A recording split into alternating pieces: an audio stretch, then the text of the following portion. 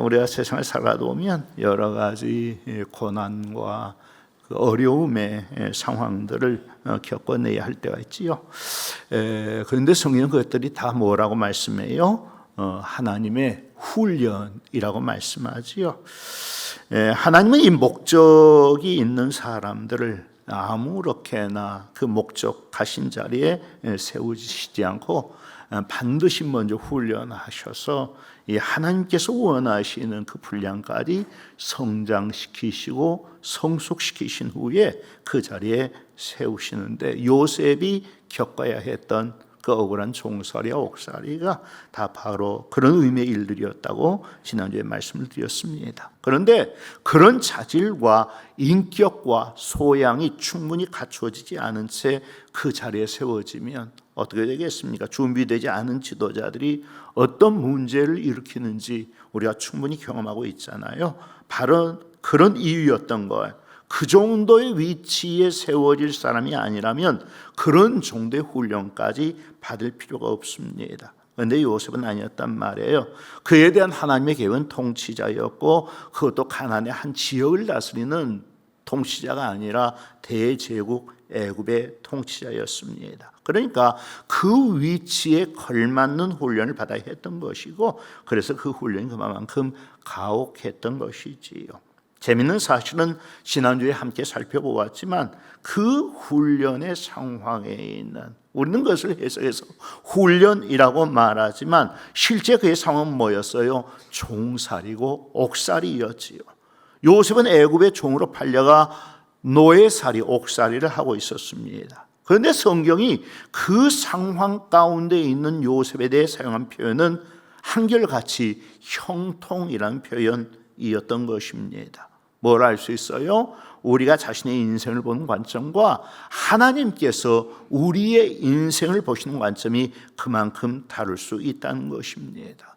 사람들이 요셉의 인생을 바라보았을 때 요셉의 인생은 그가 노예로 팔려가기 이전의 상황과 그 이후의 상황으로 우리가 나누어 볼 수 있을 텐데, 사람들은 그가 어떤 상황 가운데 있을 때 형통했었다고 생각할까요? 당연히 그가 아버지의 집에 있을 때 상황을 형통하다고 했을 것입니다.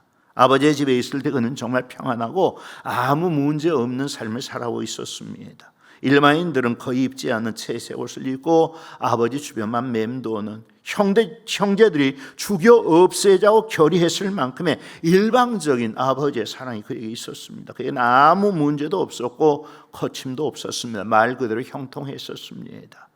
그렇지만 그런 거를 그 상태 그대로 하나님이 목표하신 그 자리에 세워줄 수 있었겠느냐 말이에요. 어림없지요. 요셉은 아마 종살이, 옥살이의 과정을 거치면서 틀림없이 자기 인생의 시간들이 낭비되고 있다고 생각했을 것입니다. 그렇지만 그 순간에 하나님은 그를 통치자로 세우시려는 자신의 계획들을 차근차근 진행시켜 나가고 계셨던 것입니다. 그래서 성경이 그 과정을 보며 하는 말씀이 그는 형통했다, 이 형통이란 말로 평가하는 것입니다. 지난주에 말씀드렸잖아요. 성경에서 형통이란 말의 의미가 뭐예요? 모든 것이 내 계획과 소원대로 순탄하게 잘 되는, 그게 형통 아니에요. 내 인생에 대한 하나님의 뜻과 계획이 하나님의 계획하고 목정하신 대로 잘 이루어져 나가는 것을 형통이라고 하는 것입니다. 오늘 말씀이 바로 그것을 입증하는 말씀인 것이지요.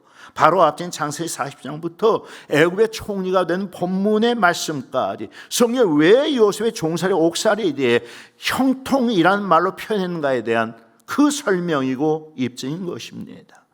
사실 하나님께서 계획하셨던 모든 일들은 요셉이 생각한 가장 최악의 상황에서부터 이루어져 가고 있었습니다.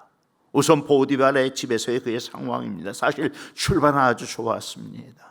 비록 종살이를 하더라도 주인이 그를 믿어 주었기 때문에, 또 그것에 대한 성경의 설명이 이겁니다. 39장 2절, 여호와께서 요셉과 함께 하심으로 그가 형통한 자가 되어 그의 주인 애굽 사람의 집에 있으니 그의 주인 여호와께서 그와 함께 하심을 보며 또 여호와께서 그의 범사에 형통하게 하심을 보았더라. 여호와께서 요셉과 함께 하셨습니다. 그가 종살이를 한 동안 여호와께서 요셉과 함께 하셨고 그 결과로 그는 형통한 자가 되었습니다. 그래서 그의 주인도 여호와께서 요셉과 함께 하심을 보았고 여호와께서 그를 형통케 하심을 보았습니다.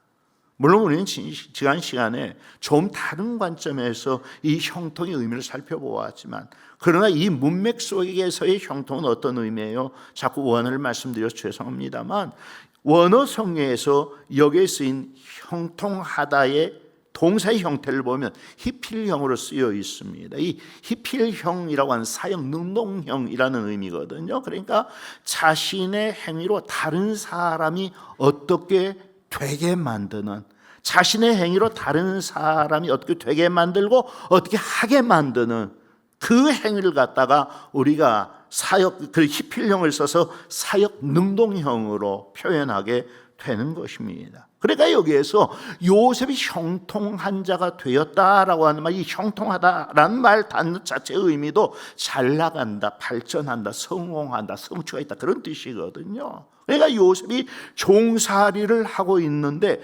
여호와께서 요셉과 함께 하셨고, 그래서 그는 혼자 잘나고 발전하고 성공하고 성취가 있는 그런 사람이 되어진 것이 아니라, 여러분, 종이 혼자 잘나고 발전하고 성공해 보았자 그게 얼마나 잘 나가는 것이겠어요. 그런데 이 상황은 그런 상황이 아니었다는 거예요. 하나님 여호와께서 요셉과 함께 하시니 하나님을 알지 못한 보디발까지도 그렇게 인정할 수밖에 없는 그런 증거들이 분명히 나타났고, 요셉의 형통함으로 말미암아 그 결과와 유익이 보디발 자신에게까지도 미쳐지는 것을 경험했다라는 그런 의미인 것입니다. 재밌는 사실은 성경이 거듭 요셉의 인생에 대해 그가 형통했다고 말씀하고 있음에도 불구하고 요셉 자신의 삶에 그런 형통의 모습들이 구체적으로 나타나고 있었습니까? 거의 안 나타나고 있었지요. 가만 보면 요셉은 내버려두고 그 주인만 자꾸 잘 돼요.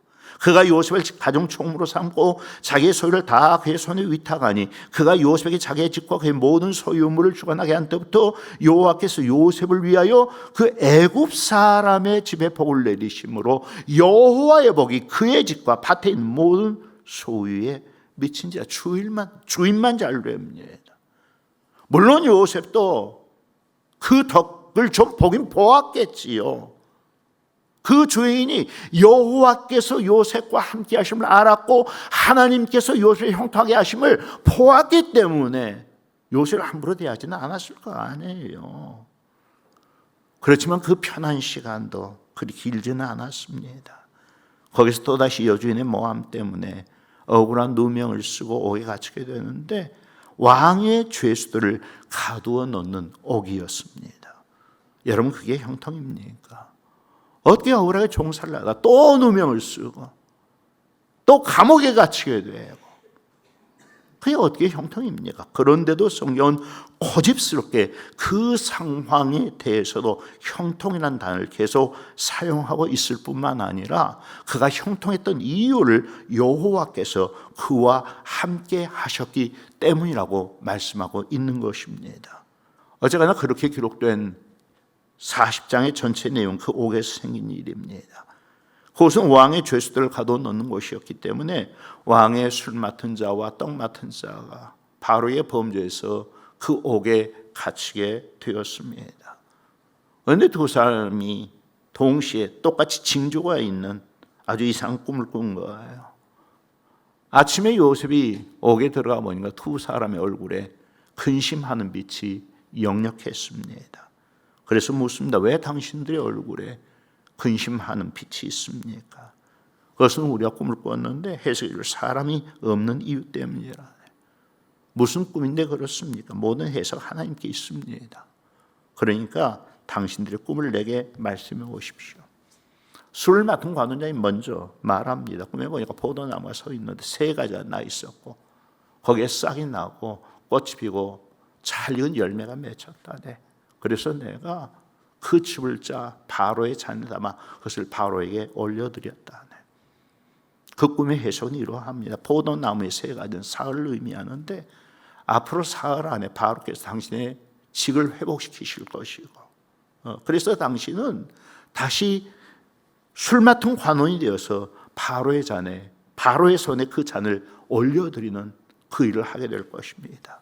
부디 당신이 잘 되시거든 나를 생각하고 내게 은혜를 베풀어 바로에게 내 사정을 좀 말씀해 주십시오. 나는 결코 이렇게 오래 갇힐 만한 일을 어느 것도 하지 않았습니다. 그 꿈의 해석이 좋은 것을 보고 떡 맡은 관원장도 자기가 꾼 꿈을 요셉에게 말합니다. 나도 꿈에 보니 흰떡 세 광주리가 내 머리에 있었고 맨 위 광주리에 바로를 위하여 군 음식들이 있었는데 새들이 내 머리에 광주리에서 그것을 쪼아 먹었다네. 그 꿈의 해석은 이러합니다. 당신의 머리에 이었었던 새 광주리 역시 사흘을 의미하는데 바로가 사흘 안에 당신의 머리를 당신 위로 들어올려 교수행에 처함으로써 새들이 와서 당신의 고기를 뜯어먹게 될 거라는 그런 꿈입니다. 그 사흘 후는 바로의 생일이었고 모든 일은 요셉이 행한 대로 다 되었지요. 그런데 23절 말씀 보면 술 맡은 관원장이 요셉을 기억하지 못하고 그를 잊었더라 라는 말씀으로 창세기 40장이 끝납니다. 그리고 이어 41장 1절이 어떻게 시작돼요? 만 2년 후에 바로가 꿈을 꾼즉 자기가 나일강가에 서 있는데 라는 서술로 시작이 되지요. 여기 만 2년 후에라는 것은 요셉이 술 맡은 관원장의 꿈을 해석해주고 그 해석대로 그가 사방도에 나가 폭직된 지, 그렇지만 요셉에 대해서 까맣게 잊어버린 채 전혀 기억하지 못하고 지낸 기간이 2년이었다는 그런 의미입니다. 따라서 그 2년 동안 요셉은 여전히 바로의 옥에 갇혀 있어야 했고 물론 감옥 안에 모든 삶을 맡아 처리하는 일을 했었기 때문에 육체적으로는 큰 어려움 없이 잘 지낼 수 있었을 것입니다. 하지만 그게 정상적인 사람으로서 편히 지낼 수 있는 시간이었겠느냐 말이지요. 아마 술 맡은 관원장이 그의 꿈대로 풀려나갈 때 요셉은 자신의 족속한 석방을 많이 기대했었을 것입니다. 하지만 하루가 지나고 이틀이 지나도 그런 시간이 1년이 지나고 2년이 지나도 전혀 변화의 조짐이 보이지 않습니다. 전혀 미래가 보이지 않습니다. 여러분 그 시간 동안에 요셉이 했던 일은 무엇이었을까요? 사람 믿을 수 없다. 사람은 아무 도움이 안 된다.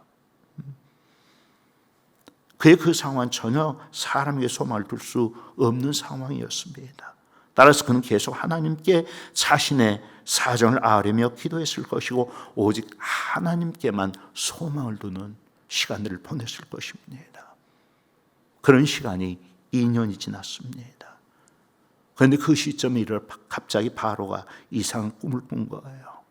나일강가에 서 있는데 강가에서 아름답고 살찐 암소 7이 올라와 칼밭에서 풀을 뜯고 있는 것입니다. 그런데 이어보니까 똑같이 강가에서 파리하고 여인 아주 못생긴 암소 7이 또 올라와 이 소들과 함께 풀을 뜯다가 먼저 나온 아름답고 살찐 암소를 다 잡아먹어버리는 것입니다. 깜짝 놀라 잠에서 깨어났지요. 이상한 꿈도 있다. 다시 잠이 들었는데 또 다른 꿈을 꿉니다. 한 줄기에 충실하고 아름다운 이삭 7이 달려있는데 곧 이어 아주 동풍에 마른 것과 같은 아주 빼빼 마른 그 줄기에 말라버린 이삭 7이 붙어있는 것이 또 보이는 것입니다. 그런데 이 7 이삭이 뒤에 나온 흉한 7 이삭이 앞에 나온 아름다운 이삭을 다 삼켜버리는 거예요. 분명히 징조가 있는 꿈인 것 같은데 그건 확실한데 무슨 의미인 줄을 모르겠는 것입니다. 그래서 애굽의 모든 점술가들과 효인들을 불러 모아 꿈을 얘기하면서 그 꿈을 해석할 것을 요구하지요. 하지만 애굽의 그 어떤 점술가들도 효인들도 그 꿈을 해석해내지 못합니다. 그제서야 왕의 술 맡은 관원장이 요셉을 기억해내고 그 자초지종을 설명하면서 바로에게 요셉을 청구하는 것입니다. 그렇게 해서 요셉이 드디어 바로 왕 앞에 서고 그 꿈을 해석하게 됩니다. 왕이 꿨던 두 번의 꿈은 사실 하나인데 하나님께서 하신 일을 바로에게 미리 보여주신 것입니다. 아름답고 살찐 7 암소나 7 충실한 이사보다 이 땅에 7년의 대풍령이 있을 것을 말씀하는 것이고, 흉하고 파래한 7 암소나 가늘고 동풍에 마른 것 같은 7 이삭은 그 7년 대풍년 후에 뒤따라올 7년 대흉년을 의미하는 것입니다. 이 7년 대흉년이 찾아오면 앞에 있었던 7년 대풍년의 일은 완전히 잊혀진 바 될 것입니다. 그러므로 바로께서는 명철을 하고 지혜 있는 사람을 택하여 애굽 땅을 다스리게 하시되 7해 풍년 동안에 애굽 땅에서 난 모든 것의 5분의 1을 거두어 저장함으로 7해 흉년에 대비하게 하소서. 그러면 이 땅이 그 흉년으로 말미암아 멸망하지 않게 될 것입니다. 바로가 생각해 보니까 요셉보다 그 일을 더 잘할 사람이 어디 있겠어요. 그래서 여호와의 영이 충만한 요셉을 총리로 세워서 그 일을 관리하게 하는 것이고, 그렇게 해서 요셉이 어린 날에 꾸었던 그 꿈이 이루어지는 것이지요. 그리고 바로 그것이 그에 대한 하나님의 계획이었습니다. 결국 뭐예요? 그와 같은 이 우연히 일어난 일이고 운으로 일어나는 일이겠습니까? 사람도 우연을 말합니다. 운을 말합니다. 하지만 그런 건 없습니다. 이 모든 일은 우연이 아닙니다. 운이 아닙니다. 그 큰 것에서부터 작은 것까지 다 무엇에 의해서 이루어지는 거예요? 하나님의 직접적인 개입과 간섭과 통치에 의해서 이루어지는 것입니다. 그걸 가리켜서 신학적으로 뭐라 한다? 섭리라 한다. 그걸 가리켜서 섭리라 한다. 중요한 사실은 그와 같은 하나님의 섭리가 요셉과 같은 특별한 사람들에게만 작동하는 것이 아니라 우리에게도 똑같이 작동하고 있다고 하는 것입니다. 큰 것으로부터 작은 것까지, 위대한 것으로부터 미미한 것까지 모두가 하나님의 다스리심 가운데 있습니다. 그래서 우리가 당하는 일들 가운데 우연히 혹은 돌발적으로 일어나는 일은 아무것도 없다는 것입니다. 우리가 어떤 사람을 만나고 어떤 일을 경험하게 되는 것, 어떤 사람과 함께하게 되는 것, 그 모든 일의 배후에 하나님의 섭리하심이 자리 잡고 있습니다. 하나님께서 모든 일과 사람들을 그렇게 배치해 놓으셨기 때문에 그 상황에서 우리가 그런 사람들을 만나게 되는 것이고 그런 일들을 경험하게 되는 것입니다. 어느 무엇이 그와 같은 하나님의 섭리의 근거가 되느냐? 무호하신 하나님의 예지와 자유로우시고 불변하신 그분의 계획입니다. 무호하신 하나님의 예지와 자유로우시고 불변하신 그분의 계획, 하나님의 예지하심과 계획하심이 하나님의 섭리의 근거가 되는 것입니다. 여러분, 우리 다 아는 얘기 아닙니까? 하나님 세상에서 되어지고 되어질 모든 일들에 대해서 다 알고 계십니다. 이 세상에서 하나님 모르신 일은 절대로 일어나지 않습니다. 어떤 일이 일어나든 돌변적인 사고된 그런 일이 일어난다 할지라도 하나님 그 일을 다 아십니다. 왜요? 하나님이 계획해 놓으셨기 때문에.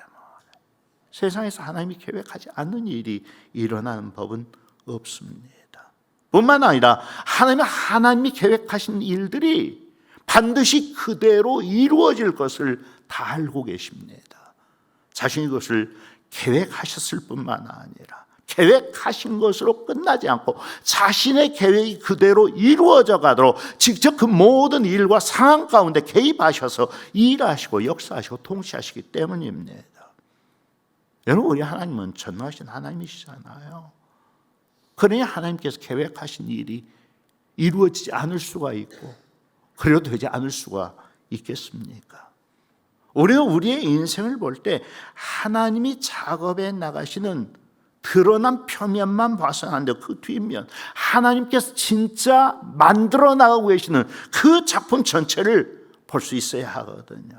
지금 나는 하나님이 작업해 나가시는 내 인생의 표면만 보고 있기 때문에 때로는 내 인생이 정말 볼품없는 듯 싶고 모든 것이 엉망인 듯 싶지만 하나님께서 완성해 만들어 나가시는 우리의 인생이라고 하는 것은 하나님은 우리의 인생을 완성하시는 그날 우리는 하나님께서 우리를 어떤 작품으로 만들어 내셨는지 비로소 알게 될 것입니다. 중요한 사실은 우리 인생에 대한 하나님의 목적이 우리를 세상에서 좀 더 편하고 쉽게 만들려는 그게 하나님의 목적이 아니라는 거예요. 하나님은 우리를 구원하실 뿐만 아니라 또한 우리를 하나님께서 쓰실 수 있는 사람으로 만들어 가시는 데 있는데, 그런 이유로 가끔씩 우리를 찾아온 것이 환난이고 연단이고 훈련인 것이지요. 그래서 우리는 오늘 말씀을 최종적으로 그렇게 정리해 볼 수 있을 것 같습니다. 첫째, 하나님은 우리의 인생에 대해서 놀라운 계획을 가지고 계실 뿐만 아니라 섭리하심으로 친히 직접 그것을 이루어 나가십니다. 두 번째, 세상 역사 모든 일들은 하나님께서 목적하고 계시는 그 사람을 중심으로 움직입니다. 요셉의 사건에서 요셉을 이스마엘 장사꾼들에게 팔아넘겼던 요셉의 형제들도, 그를 노예로 샀던 보디발도 요셉을 유혹하다가 실패하니까 그를 음해해서 옥에 갇히게 했던 보디발의 아내도, 간수장도, 왕의 술 맡은 관원이나 떡 맡았던 관원도, 심지어는 바로까지도 다 누구의 등장을 위해서 준비된 인물들이었어요. 겉으로 보기에는 그들이 훨씬 더 힘이 많았고 그들이 더 역사와 상황의 중심에 있는 것처럼 보였습니다. 하지만 그 연구의 주인은 요셉이었습니다. 그 사람은 다 요셉을 드러내기 위해서 등장한 주변적인 인물들이었을 뿐입니다. 하나님께서 우리를 얼마나 역사의 중심에 세우기를 원하시는가. 우리는 서로 어울려 살아가면서 서로에 대하여서 그런 역할들을 감당하고 있는 것이지요. 마지막으로 하나님께서 계획하신 일은, 사실 요셉은 그 왕의 술 맡은 관원장이 자신을 잃어버렸을 때 정말 답답하고 절망적이었을 것입니다. 저 사람이 나가면 틀림없이 날 좀 좋게 해줄 줄로 생각을 했었는데 2년 동안 새까맣게 잊어버린 거예요. 그렇지만 2년 후 하나님의 때가 되었을 때 하나님 그 술 맡은 관원장을 통해 요셉을 바로 앞에 서게 하셨고, 그것으로 말미암아 그가 애굽의 총리로 세워지게 하셨습니다. 하나님의 계획은 하나님이 작정하신 때에 아주 정확히 이루어지게 된다는 사실입니다. 그 이전까지 우리가 아무리 조급해하고 안달해도 소용없습니다. 그러므로 그 기다림의 시간에 우리가 해야 할 일은 오직 하나님만 바라고 소망하며 잠잠히 기도하면서 하나님의 일하심의 때를 기다리는 것뿐입니다. 그것이 우리 인생을 형통하게 살아가는 방법이라는 것입니다. 오늘 여러분은 하나님의 계획과 섭리하심이 무엇인가에 대해서 들으셨습니다. 그러므로 더욱더 하나님을 믿고 신뢰함으로 여러분 자신이나 여러분 자녀의 인생에 대해서, 여러분이 정말 하나님이 택하신 사람이고 여러분이 진짜 하나님의 자녀들이 맞다면 여러분 안심하셔도 괜찮습니다. 하나님께서 여러분에 대해서 모든 계획을 가지고 계시고 친히 섭리 가운데서 그것을 직접 이루어가고 계시기 때문입니다.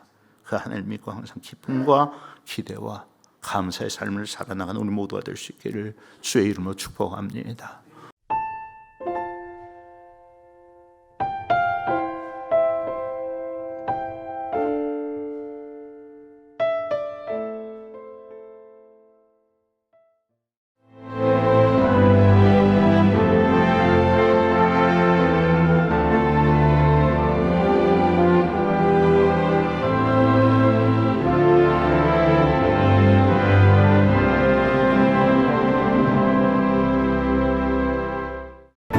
(1년 12달) 꽃피는 섬이 있습니다. 천사섬 신안 사계절 꽃축제.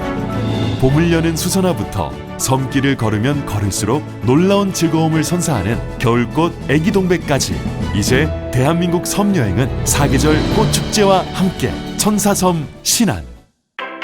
푸른바다 너머 꽃들이 사랑한 섬 도초도. 6월 수국이 만개한 그곳에서 섬은 꽃으로 물듭니다. 팽나무 십리길 따라 걷다 보면 어느새 마음도 환해집니다. 천사섬 신안 섬 수국축제. 올여름 꼭 한번 가보고 싶은 섬 천사섬 신안.